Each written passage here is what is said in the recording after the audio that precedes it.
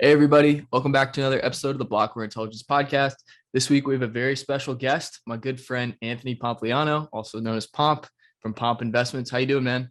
I'm doing well. Thank you so much for having me. Absolutely. It's kind of funny how the tables have turned here. I'm interviewing you for once. I know. I'm excited about it. I just want to first start with, congrats on the baby and, how has that been and what has that kind of done to your perspective on life? I'm sure that's kind of changed some things. Yeah.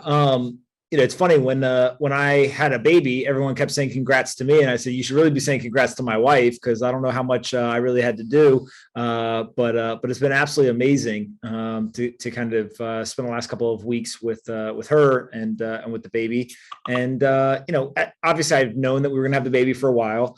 And over the last couple of months, it's definitely, just made you think much more about what's important. How do you want to spend your time? And what I find myself now that the baby's actually here is people, Art Basel was just here in Miami and everyone was inviting me to all these events. And it was like, okay, I could either go spend time with these folks who I really enjoy spending time with, and I think, very highly of, or I could spend time with the baby. And so that really kind of clarifies, what do you actually want to do? And so if anyone at home was wondering, I went to 0 events and I spoke at one kind of morning talk, and that was it for the entire Art Basel. And I've just been hanging out with the baby and really enjoying it. That's amazing. I want to just give you the floor to just walk us through, like, what is your day-to-day kind of, aside from, I'm sure it's gotten a little different now with the baby, but, everyone kind of knows you as this big figure on Twitter. You're on TV from time to time. We're like, what is Pomp actually doing from day to day? Yeah, I mean, every day is a little different, but it's fairly structured. So I usually wake up, I write in the morning the email letter. When I send that out, that usually takes me anywhere between, maybe 30, 45 minutes. Once I do that, unfortunately, I spend a lot of time on Twitter in the morning, just kind of screwing around. I probably should be better user of my time. And then around 10 o'clock, we have a opening or kind of prep meeting for the live stream show. That allows us to kind of go through, here's what we're going to talk about today. Here's the topics. We've got a whole sheet that kind of runs through all of the information, the graphics, et cetera. From 11 to 1, we run the live show. So it's a pretty big investment of time to do. And then after that, usually the afternoon is reserved for meetings. And that could be everything from internal to external. I try to group all of the internal meetings on Mondays, and then all of the external stuff Tuesday and Thursday. Wednesday afternoon, I try to keep pretty free from meetings, and Friday I take no outside meetings. I don't even meet with anybody internally. Friday is kind of just the live stream show, and that's it. And what I learned over time was that the more structured you make it, the more efficient you become. The more efficient you are, the more effective you are. And so when you really think about a lot of the content, I mean, on a daily basis, I probably put out anywhere between 5 to 20 tweets, put out the email newsletter, put out at least 1 podcast, sometimes 2 podcast episodes. We do a 2-hour live stream show, and then we usually post in total 6 to 7 videos on YouTube. And that sounds like, immense content. That doesn't include also, Instagram, et cetera. But really what it is it's just becoming very effective at, we record the 2-hour live stream show, and then how do we cut up all that content and put it on different platforms? How do we kind of use it for editing in the future? And what you realize as you kind of go through this process is that it's not very different than building a business, right? Just like you would say to yourself, okay, I only have so many hours to work on the business today. How do I do that? Then I think that content is very, very similar. And so we're fortunate to kind of figured it out. And now it's just a consistency game. Just do the same thing every single day for years, and you pull away from other people. I think that's probably the biggest thing that people don't understand is I started on Twitter really focusing on it in 2017. And today, with over 1 million followers, but I only had 100,000 followers after the first year. And that's a lot, right? But still, that's a far away from, 1.3, 1.4 million followers. And so it's just the consistency game. There's plenty of people who were doing it in 2017. They just stopped at some point, or they slowed down. Just every single day, just consistently kind of chopping away. And then eventually you turn around, you're like, wow, this is like pretty big. And I think that's a pretty good lesson for life in a lot of things. So I want to unpack a couple of things you said, but first of all, I just want to touch on before I forget, how do you deal with stress? Like one thing I've learned from you, man, is like you're like a workaholic. Like you're working all day. I text you at like 12 a.m. and you're up, ready to answer questions when I have them for you. How do you kind of deal with taking mental breaks and giving yourself time to kind of relax or reload, or just pump, just ready to go all day long and never takes any breaks? Yeah, I think there's a couple of things. So like one is you got to remember it's all relative, right? I was fortunate, which is kind of a weird way to put it, but I was fortunate that when I was 21 years old, I'd been in the military for a little bit. I was deployed overseas, and then I came back into a college environment. And so the stress that you get from that really kind of highlights like what is true stress and like what isn't. So for example, any decision I make, whether it's investing, content, other businesses that we've built and I run, nobody's going to die. So like, okay, starting there, like the stakes are much lower. And so I think that having that has served really well. The second thing is I really enjoy this stuff. So like, I don't think of this stuff as work, right? Whereas a lot of people, I think they would quickly get overwhelmed, like, oh my God, I don't know, last Thursday, somebody saw my calendar and they literally were like, dude, this is insane. It was every 30 minutes the entire day outside of the live stream show from like 9 a.m. to almost 9 o'clock at night. And they're like, how do you do that? I'm like, I generally get out of bed and I'm like, I cannot believe I get to talk to all these people today, right? And so that, and like enthusiasm and excitement and enjoyment, I think really helps.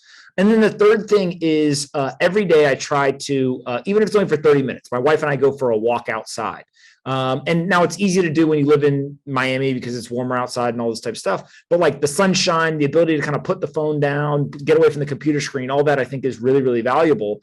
And so when you kind of mix that, a little bit of a reset on a daily basis, you enjoy it.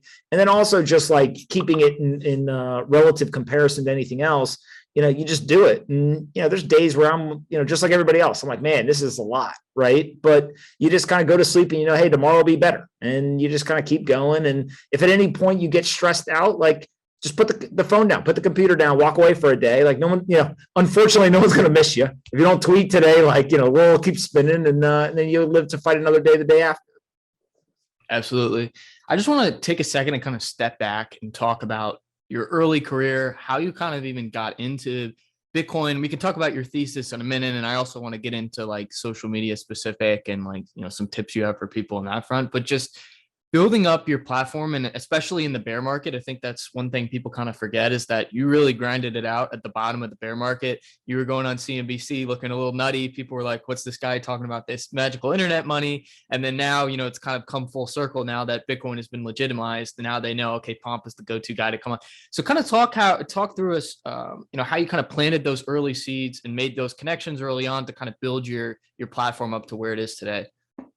Yeah, I think that there's two things that in hindsight are obvious. One is my entire life, I've been willing to be wrong in public, right? And whether public was asking a stupid question in school, was having a kind of contrarian type viewpoint, or literally being defiant to the kind of consensus view, right? So if you think about 2018 in that bear market, when I started paying attention to Bitcoin and cryptocurrencies, it was at the end of 2016, and I thought I missed the entire thing, right? So like, hey, how stupid was I?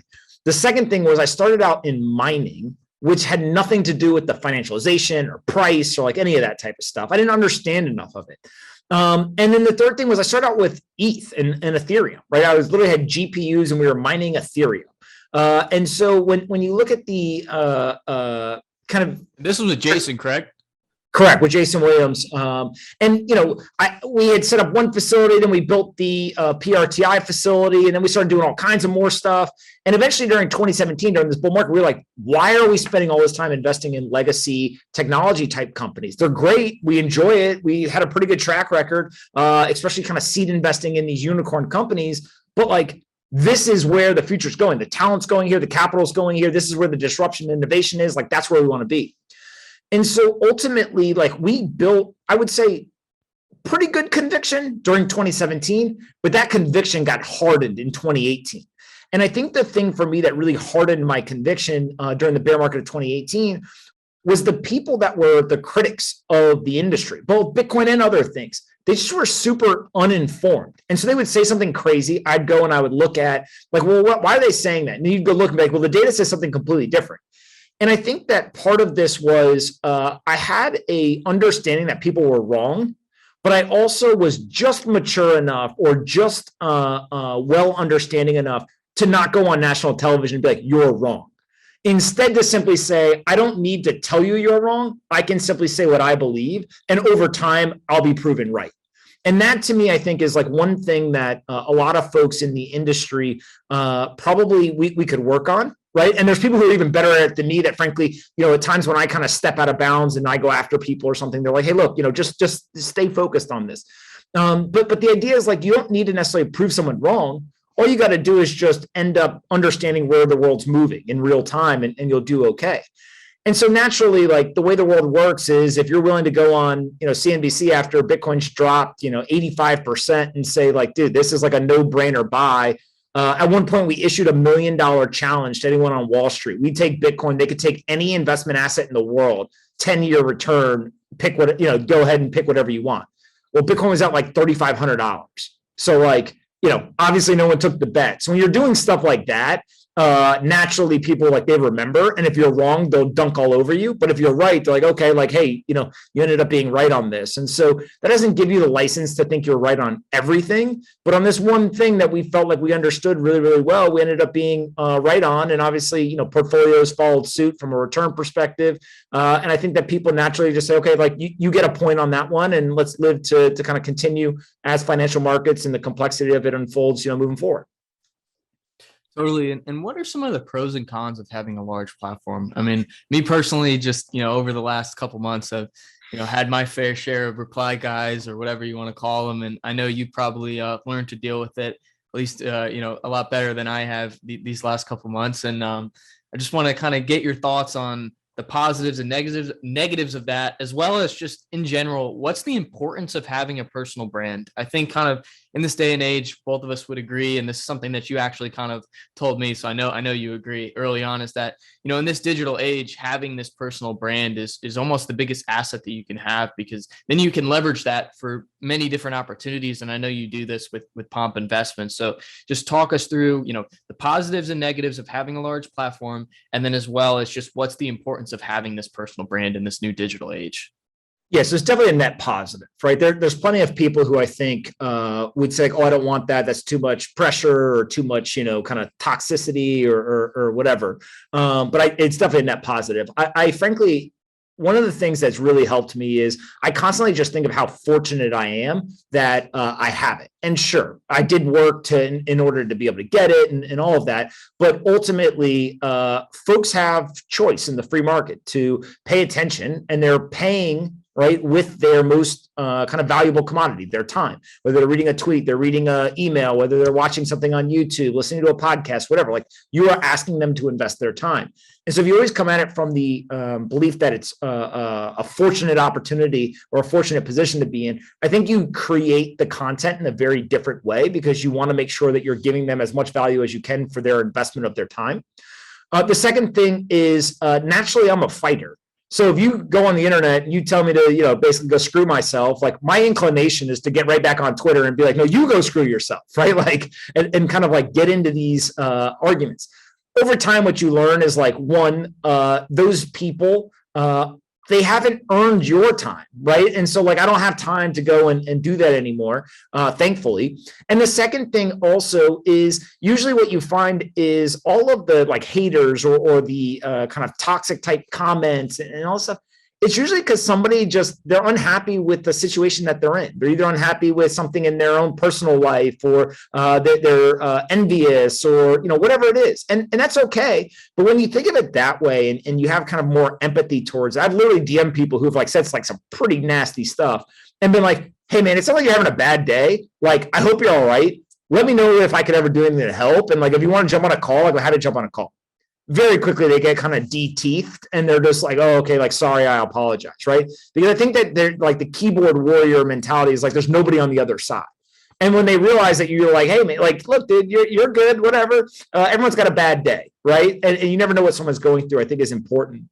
And then the last thing is I have this saying that like haters are future fans that haven't realized it yet. And what you find is that like if you are persistent, you'll outlast the haters. Like literally, there are people who in 2017 were like, this guy's a moron. And I just kept doing the same thing year after year after year after year. And now they still may disagree with my ideas, but like, you know what, man, you know, I got to respect the fact that like he's still at it. And you can literally just outlast kind of haters. And so ultimately over time, even me, like there's people who I disagree with, but I'm like, you know what, like that dude works or that woman is consistent, right? And they've been saying the same thing for years and years and years, even if I think they're wrong. I still respect the hell out of the work ethic. I respect that, you know, they're still at it. And so I do think that like, that's a big piece of it. Now, the other thing is like with Twitter specifically, I just block people. I used to not block people because like, oh, I want like to make sure that, you know, I'm not creating an echo chamber. Like, oh, like, dude, I don't have time for this stuff, right? Like I've gotten myself into a position in life where now what I'm worried about is not anything other than just being happy. And once you get there, you're literally like, I don't care what you have to say. If you're going to be, you know, super disrespectful or you're going to attack me or anything, like I just don't have time for it, right? And if you use the block and the mute button, all of a sudden Twitter becomes a pretty nice place, right? And so, yeah, if I could just chime in, I would just say like, you know, it's a difference between disagreeing and disrespect. You know, correct. Like there's a lot of times where you have people that'll make a comment and it's respectful and they're, you know, maybe completely bashing your idea, but you'll say, okay, you know, this guy is giving me this respectful, thought out response, and he's at least, you know, giving credibility enough to my idea to take his time out to give me a response. But, you know, you just have some guy in the comments just saying, you know, cursing out, saying, hey, moron, dumb idea, like no substance whatsoever. And then oftentimes you like, you know, sometimes I like get in the habit, I'll like check their tweets and replies, which is a waste of time anyway. And you'll see, you know, it's just, they're replying that to everybody. And so like you said, you know, a lot of times I feel like they're, you know, they're just negative people out there and they almost want to drag you down into this state of negativity for them. And so they want you to come back with the response. They want you to come back and be rude to them. And so, yeah, I mean, I've learned this from you and others as well, is just to, you know, try to stay above it and not be condescending, but just be like genuinely like, hey man, look, you know, I've taken that from you actually, just saying, hey, you know, I hope you have a better day. You know, I know some must be going on that, you know, you're acting this way, or, and, you know, maybe you're in some negative place in life. And you know, I hope you know, figure it out. And, you know, I'm here if you need, you know, quickly something to talk about. But yeah, I mean, I've noticed that's like the best way to deal with it. Yeah. So I have this idea in my head, and this is going to sound somewhat funny because I don't always follow it. Like this is hard to do, right? This is probably one of the hardest things to do, and it's the thing that I probably wish that if I could be better at something on the internet, it would be this. But I have this idea that like if you think of the old school gentleman or the old school like diplomat, you almost think of like a 3-piece suit with like a top hat and like, you know, how do you do, sir? And, you know, and like there was like this whole kind of like culture around politeness. And if we think about today, like that would be absurd, right? If somebody acted that way. But like, what is the modern version of something like that? How do you kind of remain diplomatic or kind of like gentleman-like? And I think that it's easy to do when people are nice to you. It's easy to be nice back to people. But the true test of like who you are is when somebody is a complete asshole, can you still be nice back, right? And like, frankly, somebody who I think does a great job of this is like somebody like Michael Saylor. I've never seen him ever go after anybody. And some of it's a maturity thing, right? Some of it's an experience thing. Some of it's he's a publicly traded CEO that's kind of seen it all, whatever. But like, can you achieve the ability to withstand somebody yelling and screaming at you and still remain calm? And like, ultimately, like that's an internal test. That's not an external thing, right? Like, do you have the intestinal fortitude, the mental toughness, et cetera, that doesn't matter what somebody says to you, you can chill. Now, go check my Twitter feed. Like, no, I don't, right? Because like there's days where like somebody says something stupid and like, look, I'm a young person who's digitally native who enjoys the internet. Well, part of the culture of the internet is dunking on each other and like, and the memes and like all this stuff. So like, yes, you can do that stuff. And like, it's not necessarily that like you can't ever participate, but I think it's just like, you know, the difference between when somebody's joking around and somebody's like genuinely like, man, that person probably is having a bad day. And it's just like another theme that I think a lot about is like, don't punch down. So if somebody that's got, you know, 500 followers says something stupid, and here I come, I know if I tweet back and like absolutely dunk all over them, I've got 1 million people who follow me, of course there's going to be people who, double down and triple down and they like go along with it because I've given them the signal that it's okay. And so rather than thinking of this as like, how do I like attack this one person, just constantly thinking about like, don't punch down. And then all of a sudden what you realize is like, look, man, it is super easy to just be a good person. If you're a good person on the internet, you're good to go. And life's much easier. You're much happier that way. I gotta ask you this real quick. Did you ever play Call of Duty when you were younger? I don't know if you were at the age where it was. No, I miss Call of Duty. I've played it before, but not like the way. I'm a little bit older than you, so we used to play like Nintendo 64 and all of that. That was really when I was like really kind of hitting the video game age was what we were playing. Gotcha. Well, I was just gonna say, for maybe some of the younger viewers don't know this, but the Call of Duty lobbies are known for being pretty brutal, and so I always like to joke around. If you made it through that, you can make it through anything. Yeah, it's also like this element of people, again, they're gonna say stupid stuff, but like, and I don't want to use direct examples, but like I've literally had people who have sent me not quite death threats, but pretty damn close. And then I meet them in person. They tell me their Twitter account. I go and I follow them on Twitter, and then I see that they DM'd me, and I'm like, dude, are you the same person I just met in person that like was the nicest human ever? And it's like, from 2 years ago. And you're just like, look, man, whatever's going, happening with people is happening. I try not to judge it. And it's just like, focus on your own thing. The more you focus on what I'm doing, what you realize is you can outlast haters, and like, good luck to them. Totally. And so I just want to pivot this to also what is the importance of having a personal brand in this new digital age to you? And also just what have been the benefits to you and, personally? Yeah. So I think there's two ways to look at this. You can look at it as you're running to something and also running away from something. Let's do running away from something first. I fundamentally believe that the quote unquote mainstream media is one of the biggest problems in society. And I have this saying that once you realize that majority, not all, but majority of reporters are simply content creators, you can't unsee it. They're competing with me and you and everybody else on the internet. They have no journalistic ethics. They have no kind of difference. All they have is they have somebody else's name on the door. And especially in the financial media, what you realize is, for the most part, these people are employed by fiat billionaires to protect their financial interest.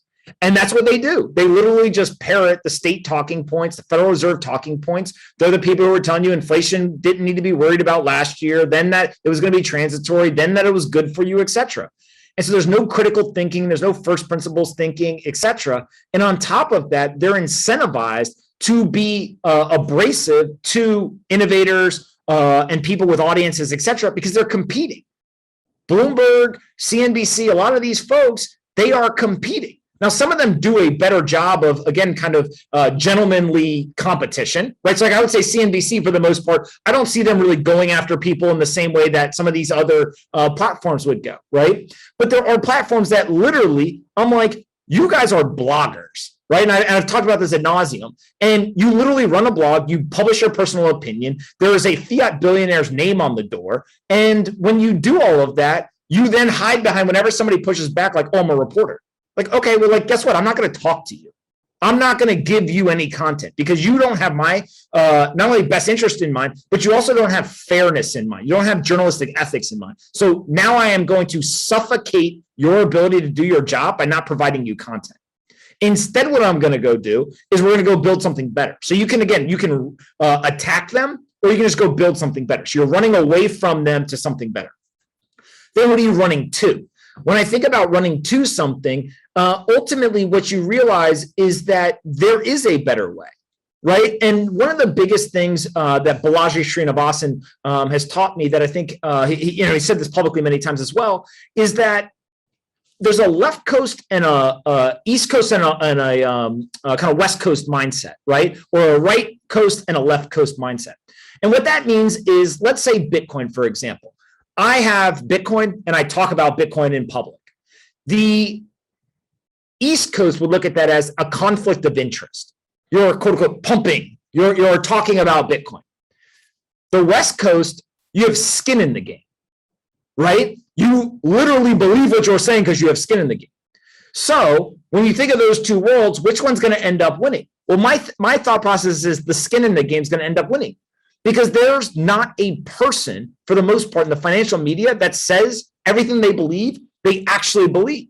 They don't hold these assets. They don't actually take the actions that they're saying, whatever. And so I do think that skin in the game is an important concept. Now, why is this beneficial?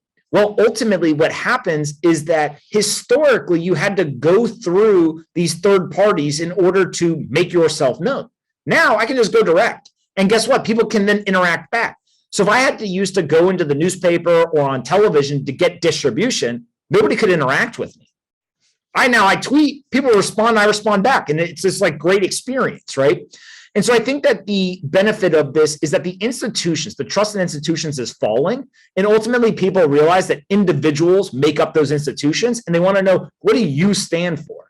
And so take investing, for example. If you put me up against a lot of venture capital firms, founders want to take money from me rather than venture capital firms. Some of that's because of the name recognition that comes with putting me in a press release or telling other people I'm investing. Some of that's because I can actually do things for them that those venture capital firms can't do. Some of that's just because they want to call me, right? And they literally want to ask me advice or be a sounding board or whatever.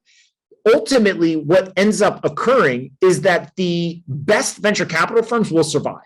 Sequoia, Benchmark, Andreessen, Paradigm, like all these guys, they're going to end up surviving. They're the best. But the like bottom 80, 90%, they're screwed in this new world, right? So either they got to become the best or they're going to have to compete. So if all of a sudden, let's say that you're a Bitcoin or a crypto business or project and you want to raise money, and I tell you the long list of crypto firms that want to invest in cryptocurrency projects, and you don't know the principles, but you know the firm name, and they're kind of like tier 2 and below, why would you take their money over a bunch of founders in the industry? Of course, you're going to take it from the founders. And so now the capital markets have shifted. So you have the personal brands that have been built, and these people have capital. And so they have become these like pseudo institutions. They can operate like institutions. And I think you're seeing that in the marketplace. Look at the press releases of these big companies or big fundraisers. There's the top tier venture firms, and then there are a ton of individuals. And I think that's the future of where a lot of this funding is going.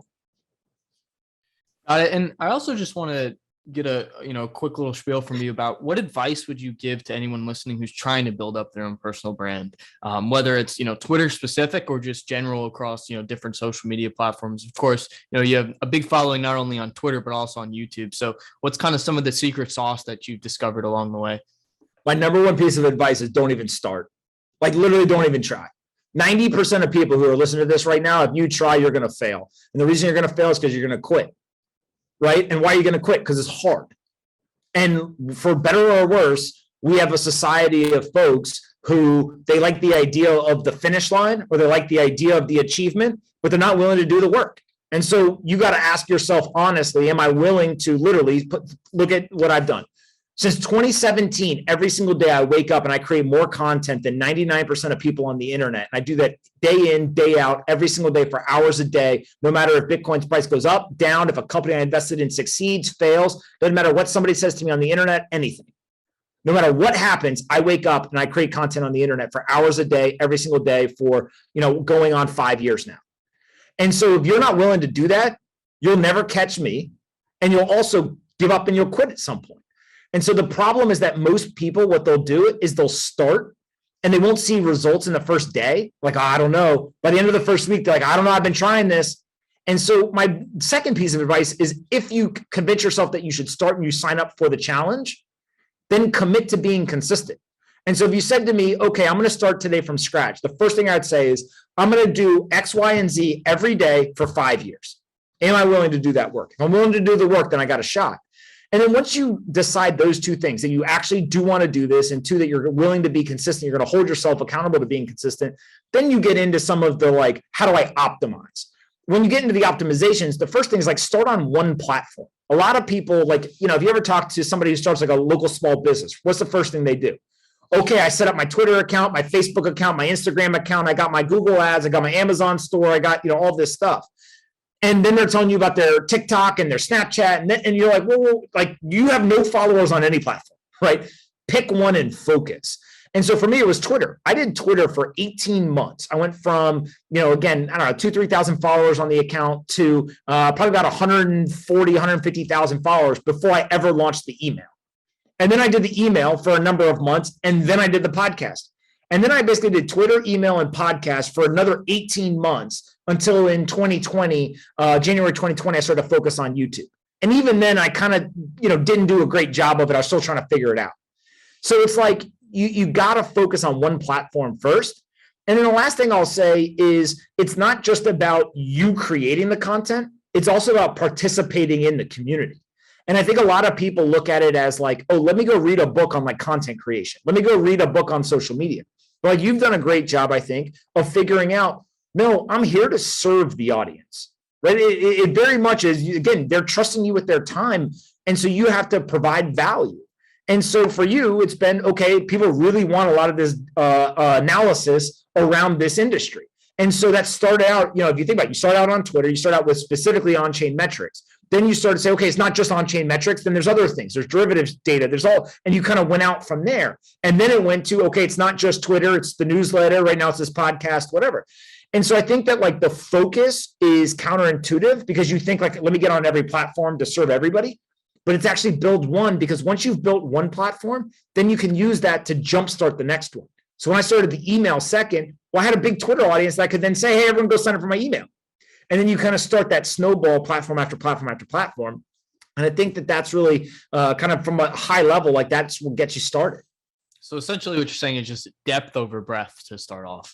For sure. It's impossible. Like people forget. So you look, all that content I talked about, we create on a daily basis. I run my Twitter account. Nobody else is running my Twitter account, doing any of this stuff, right? And so ultimately, I can do that because I'm one person, one platform. I could never be able to also do the YouTube channel, do Instagram, all this stuff. So what did I do? I've hired people who have audio and video skills, et cetera, editing, all this stuff to help me with YouTube or to help me with content for like something like Instagram, et cetera, because it's a time thing, but it's also an expertise thing.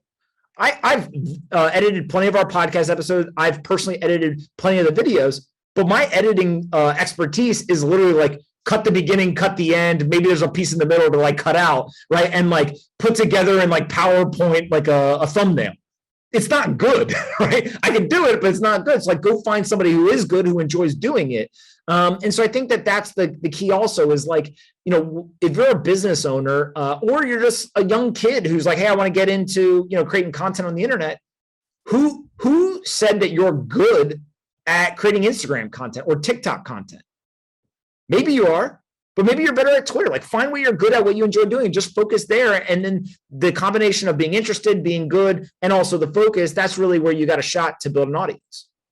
I think that's a great point. And as well, you just have to think of what is the whatever like offering that I have, where's that going to be best geared? So for someone interested in finance or some kind of analytics, because that's just personally where I come from, is just like, Twitter's probably the best platform for that versus like my roommate, he makes beats. All right. So like, whenever I'm out in the kitchen, I hear him, he's cooking up beats.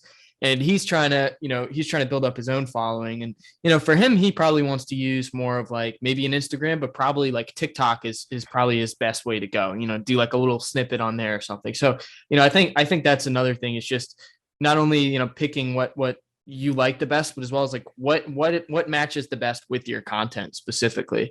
I want to pivot to, so aside from just social media, what are some of the, just in general throughout your career, biggest mistakes that you've made or biggest losses that you've taken? And what are the lessons that you've learned from those mistakes? Because I think everyone knows, your success, but what a lot of people don't hear is, some of the like, losses that you've taken inevitably along the way.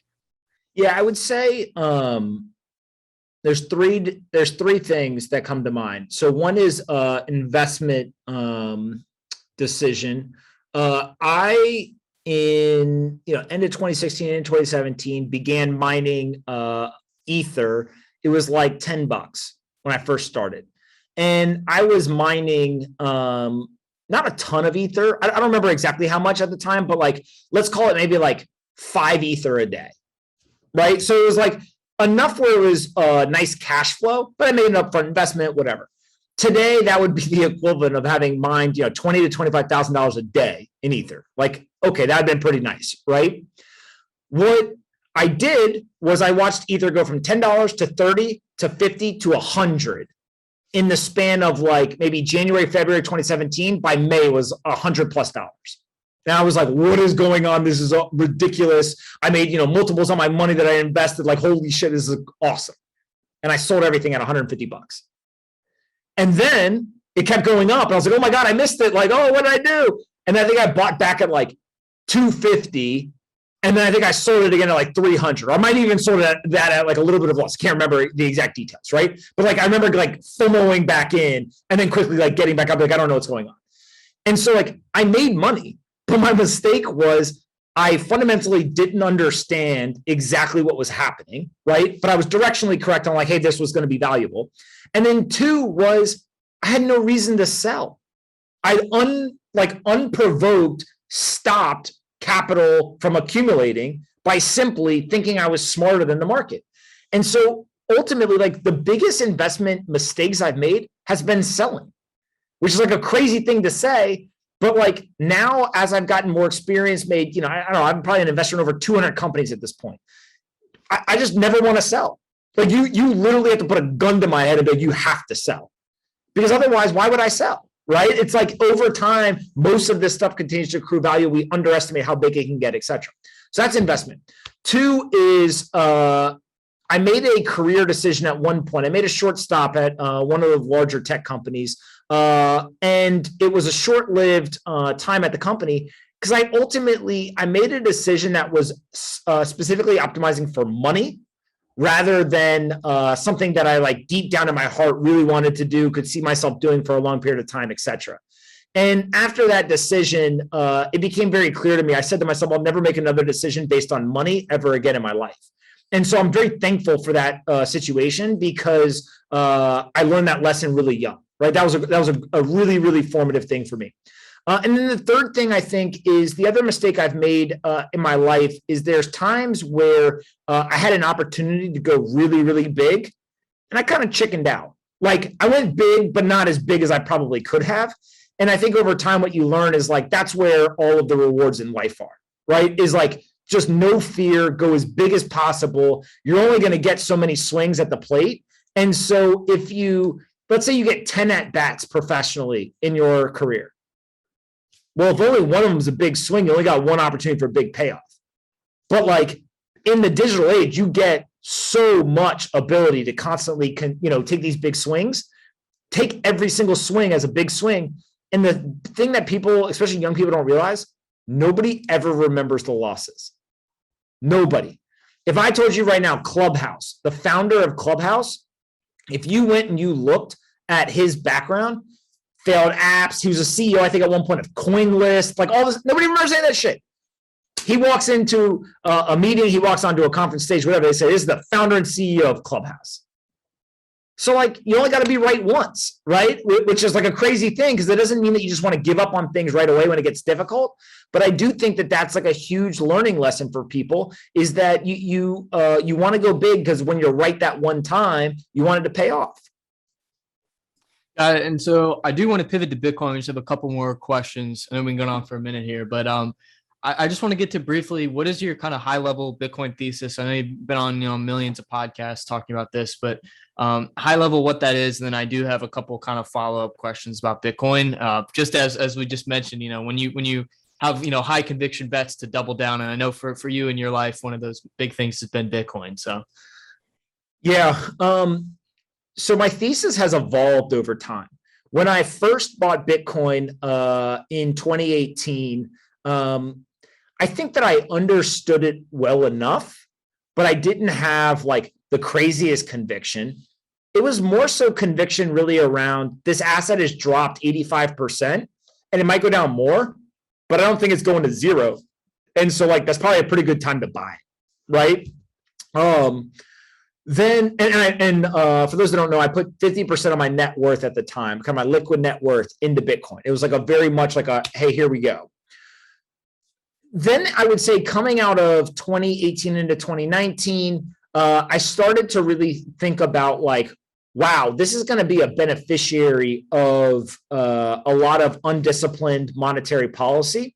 And really, it's just because central banks, at some point, this epic bull market's going to end. They're going to have to print money and manipulate interest rates, but they'll do it in kind of a conservative way. And so Bitcoin likely will serve as a great hedge against that. By the time we got to 2020, I had no clue that coronavirus was going to happen or any of this stuff, and they went ahead and they did it. At that point, I basically went from what had been a 50% allocation that had grown to about 95%. I basically went all in March of 2020 and into kind of April. And the idea was just like, they're never going to stop debasing the currency. And so this is a pretty good hedge against inflation and all of that stuff. And so ultimately, I transitioned in kind of 2018 into 19 and 2020, where I just started to denominate my entire portfolio in Bitcoin, meaning that I thought about every decision I made in terms of Bitcoin. If I make this purchase, how much Bitcoin am I spending? If I make this investment, how much Bitcoin could I buy instead, right? And the more that I did that, the more conviction that I built to now, people have heard me say, I literally buy Bitcoin and I say to myself, I am going to hand this to my child, or I'm going to hand this to my grandchild. And when you have that mentality, price drops, cool, I'm gonna buy more. Rather literally, this is not mine to sell.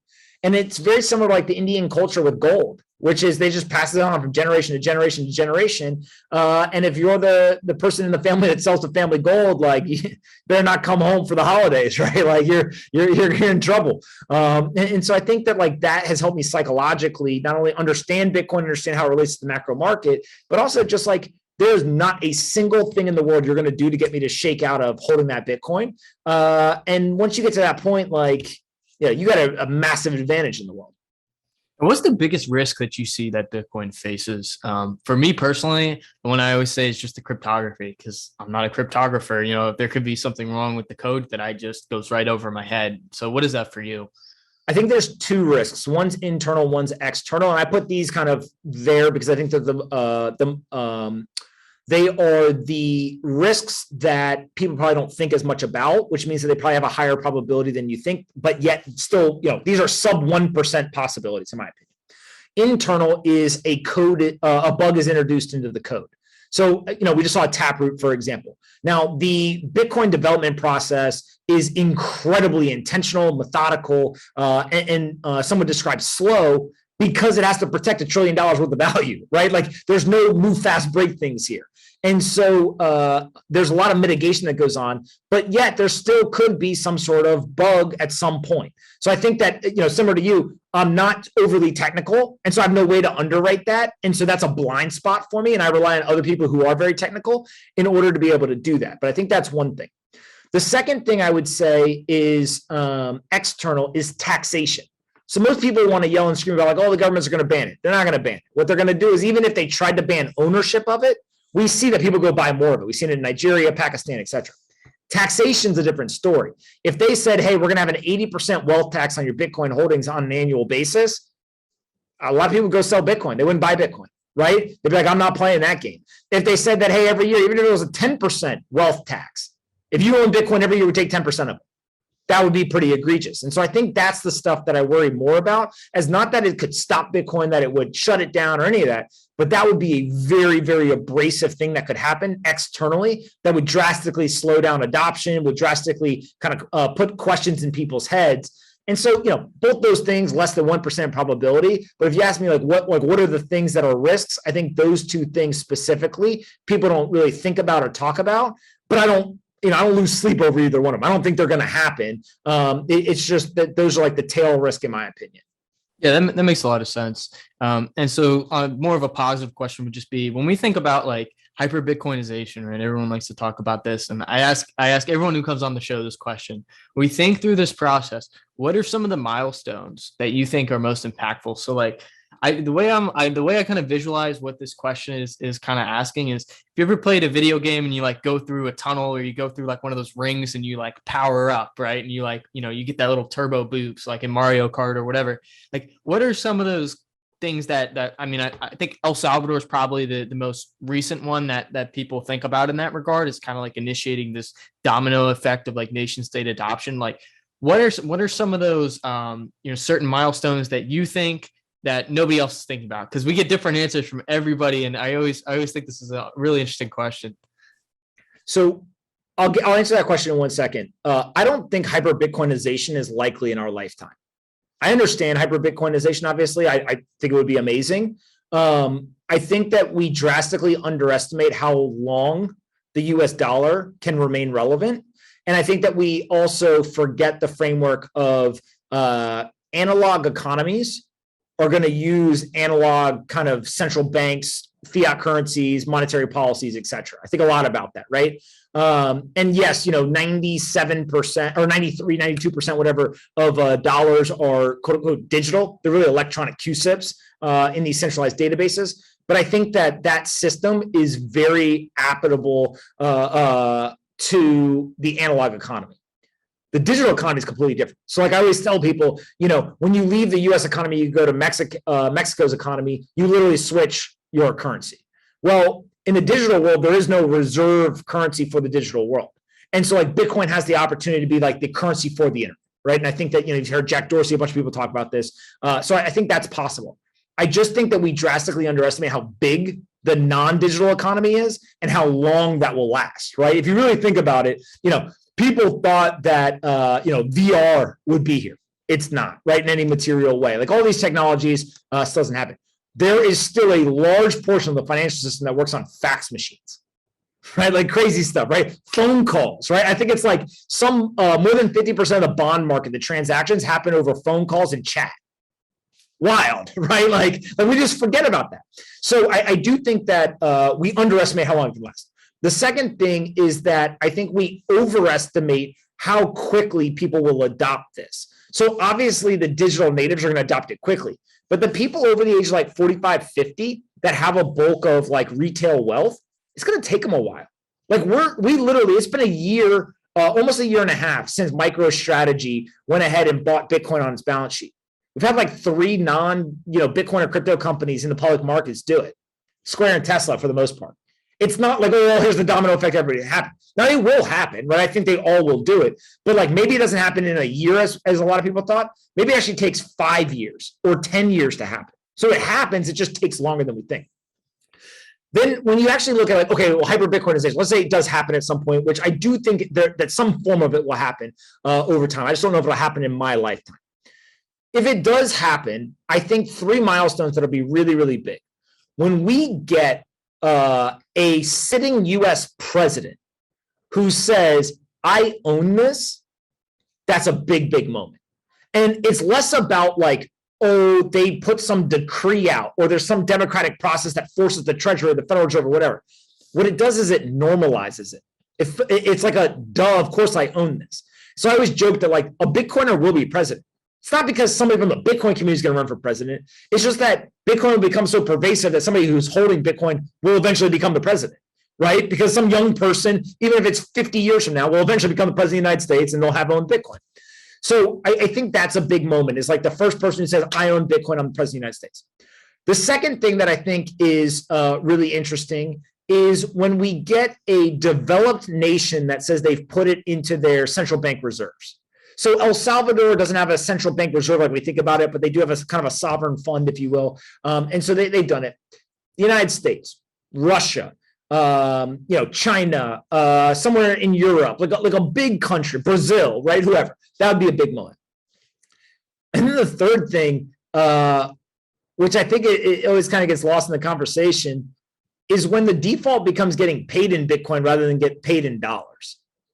That I think is a really big moment as well, because now you don't talk about like converting into Bitcoin from whatever asset you hold. It's just like your default currency is Bitcoin because that's what you get paid in.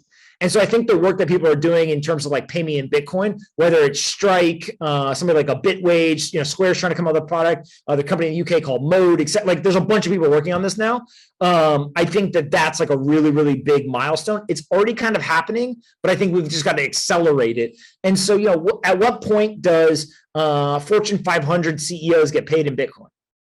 Okay, like that's a big milestone, right? Yeah, that's interesting. I haven't heard anybody mention that last one before. I think that's a really good point.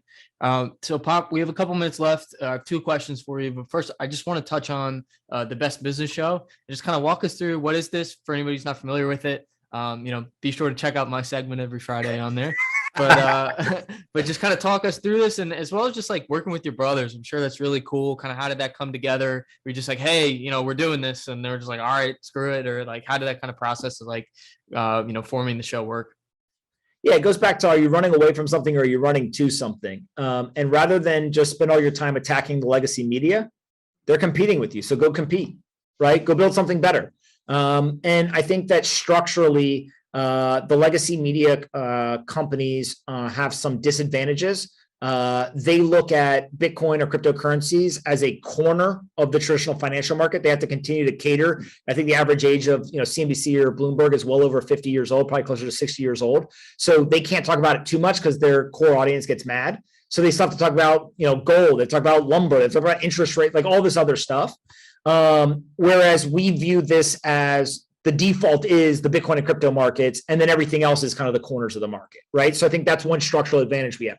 The second thing is where we place the content. They're all on closed networks. You have to have cable to watch them for the most part, or some sort of subscription, right? We go to open networks. We go to YouTube or Twitter or wherever. And so that's an advantage.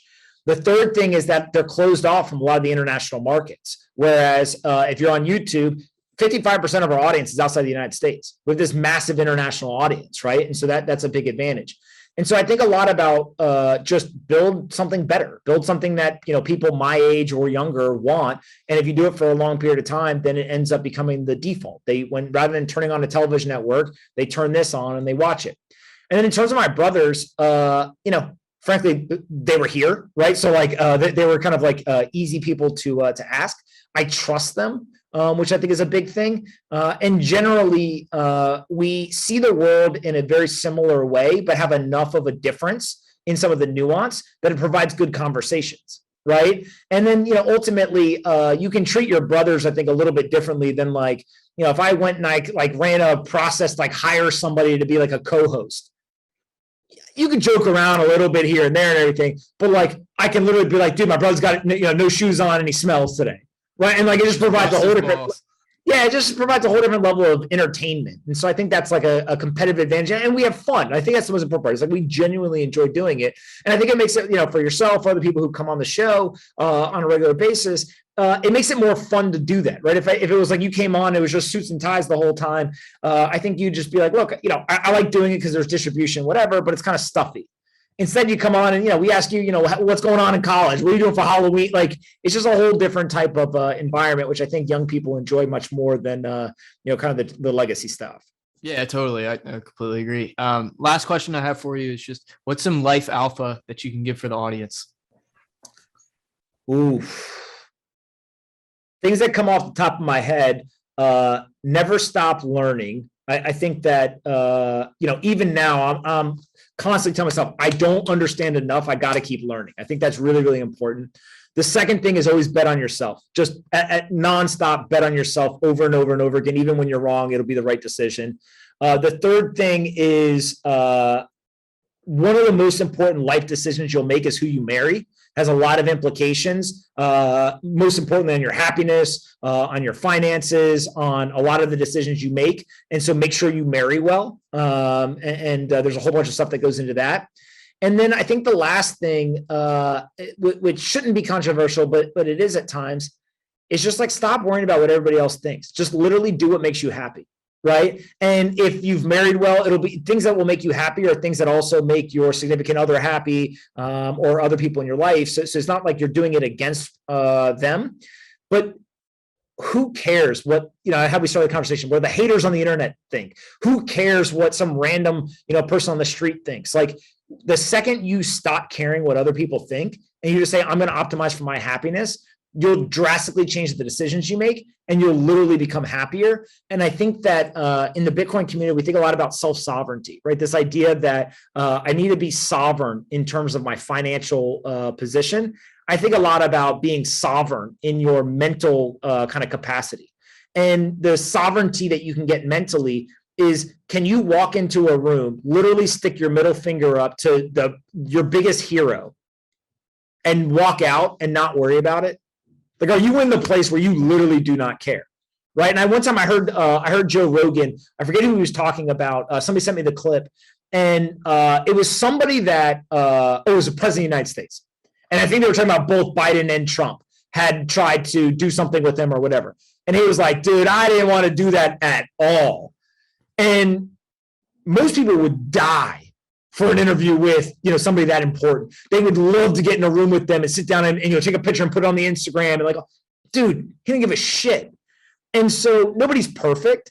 And I think that when you get to this point of like mental sovereignty, where you literally do not care what other people think, then you become dangerous, right? Because now there's no mimetic response. They can't do anything to influence you. And that's where I really think is like the holy grail is, can you get to the place where you're mentally sovereign, where you're financially sovereign? And ultimately, I think that's where true happiness lies. And if you get there, you win, right? Game over, you win. The faster you get there earlier in your life, the better off you are. Hey, look, man, this conversation was amazing. And I just want to give you the platform real quick just to plug some of your stuff in terms of the Best Business Show, as well as your Twitter. I'm sure everyone, listening to this probably already follows you, but yeah, just if you just go on YouTube, just type in Anthony Pompliano, you'll see it. Just follow the channel. That's pretty much it. Twitter, you probably can't miss me because I'm saying all kinds of crazy stuff on there. And then go follow the Blockware newsletter. You guys do a great job with that, and I read it every week, and then we talk about it. So I appreciate the time. I love that you guys are doing this, and just keep it up. Appreciate it, man. Thank you so much for your time. This was one of my favorite conversations that we've had. And, for anybody who doesn't know, I look up to Pomp a lot. Pomp's always been there for me. So, I appreciate you outside of this as well in a private sense. So, thank you so much again. And, I'll see you on Friday, man. All right. Sounds good, buddy. All right. Take it easy.